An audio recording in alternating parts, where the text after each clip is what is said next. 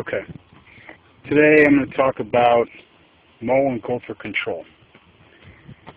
Depending on what your approach is going to be, an organic base or also using some poisons. Now, this property has a lot of moles and gopher problems on a continual basis. I'll kind of show you the property. Now, this property maintained every month. I come out and I use compost applications and biological control measures for insects and disease problems, things like that. Now, when you produce a really healthy environment, a very biodiverse soil with biology, for some reason the gophers, because you get a lot of worms, a lot of activity on a food source base for the gophers and moles to come in. So it's a problem, but again, you can't win everything. Biology, very balanced biodiversity system is important to healthy plants, as you can tell. But again, the moles come in and gophers come in. So, kind of give you a little idea here. If you come down here, I don't know if you can see it or not. I just treated this property. You can see the mounds are starting to come up a little bit there and there. So you see their tunnels. As I dig down, see if I can see one past all this mulch. A lot of mulch doesn't help a lot either. If I get in here, I start to see their tunnel. I stick my finger in there, as you can see, is a tunnel where they're having some activity. They're scavenging for food. They're producing offspring. It's a nice environment. It's moist because again, this property's on a precise watering schedule with the weather station. So, it's a good, healthy environment for them to grow and to adapt. So on this property, I have to treat it and eradicate the problem first, unfortunately. Even here in the turf location, it's kind of been, it's under control now, but before we had divots, and of course bare spots are developing. So the turf here is not as healthy because of the gopher problem. But now it's kind of sunk in a little bit where the gopher runs were, but now the activity is gone because I've been treating it over time and has caused them to move out of this location, out of the turf. So what I do, I walk through here, kind of explain the products that I'm using to control this problem. First, I need to eradicate the problem.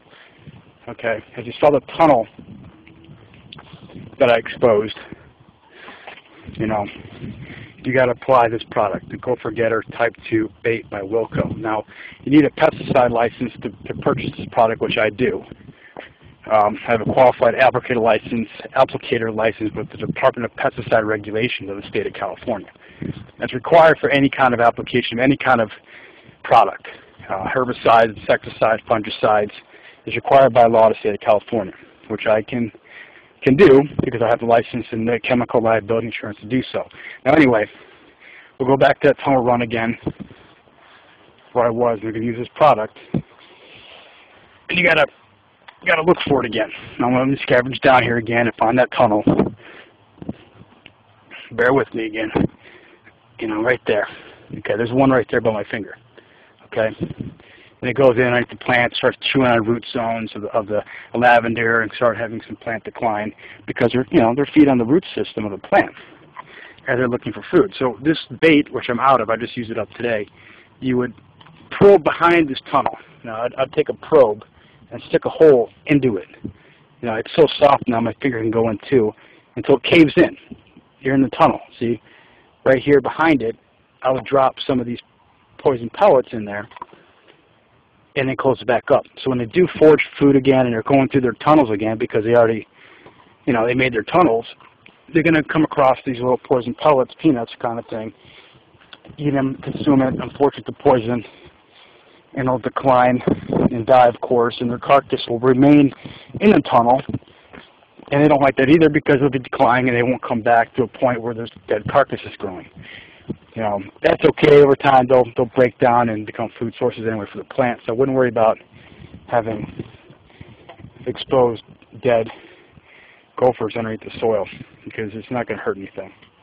It's not a big issue. It's actually going to help them to deter them from coming back. Now, the other product I'm using, as you can see, is a mole repellent, liquid fence. And this is 100% almost castor oil. That's what the active ingredient is. 100% organic. So there's no EPA registration number. Now, if there's a registration number on it, like this product does, like the Gopher Getter product, you'll see it down here. You probably can't see it. It's too small. Anyway, every product that has a registration number, I have to tell the county how much I'm using. It's required by law. So this one doesn't have anything. There's no EPA registration number, so I don't have to actually record what I'm using here because it's organic. It's not going to affect the environment by any means. Again, it's just castor oil, and they're saying here 99% reduction in mold activity. Now, I can use it for gophers too because it's kind of used for both. What it does, it kind of blankets their food source, and it becomes unsatisfied for them. So they don't like it. They just don't want to be around it, and they decide to say, okay, I got to go somewhere else because it's just not a place I want to be. So what I did is I take a little hand can, like you see here. This little hand can, which is 1 gallon, and I need 3 ounces, fluid ounces of this product to 1 gallon of water. So that is the application dilution rate that it is required. Now what I did, I just kind of went through all between the plants and the turf and applied this product. So basically the castor oil will sink in, the active ingredient will sink into the soil profile, agitate the molds and gophers, saying this is not a place I want to be, and start to move out. Now the problem is when they start to move out, of course activity will occur. They'll start to tunnel out, try to get out of the location, environment, and go basically to your neighbor's house or somewhere else that you don't want them. So that's the only problem when you start to first apply this product because they're trying to get out of the location.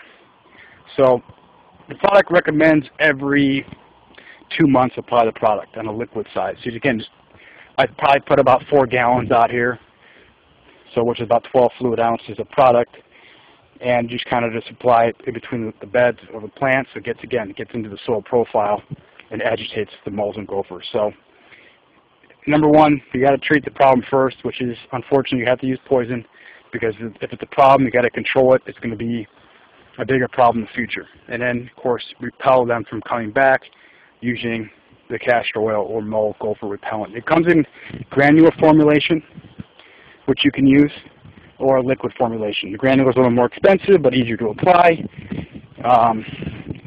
Liquid, to me, it's easier to apply too, because even if it's in a granular formulation, it has to break down to get into the soil profile. So out here in California, it doesn't get a lot of rain, so it takes longer for the product to break down, unless you have an overhead sprinkler system. This one does not, it's drip. So liquid is a little more easy for the plants and the root system to take up and the soil to take up the product. So you've got to kind of water it in to be activated. So that's that. And then I'm going to kind of walk through and treat this property. I can check the sprinkler system, check this drip system, clean the Y. So I'll kind of explain that in the next video of how explain the weather station, what's on this property, what irrigation check applies, what is required to keep a healthy environment like this. Again, this is July. Get to the 90s, maybe 100 degrees, and you got to have things in check and in balance. And the molds and gophers are a big problem in the summer. It's just the time of year foraging for food, and of course getting ready for the dormant season, which is the winter, so they have to collect food and prepare for themselves for that. So that's that. Again, this is Nature's Creations, George Schultz, the owner and operator of the company.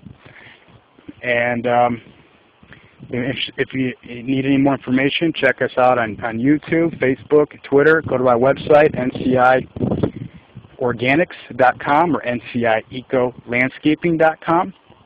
And my contact information will be there. There's a blog page you can check out, and links to my Twitter and Facebook and YouTube accounts. So if you have any questions, give us a call. Interested in applications, give us a call at 925-876-1271. That's it.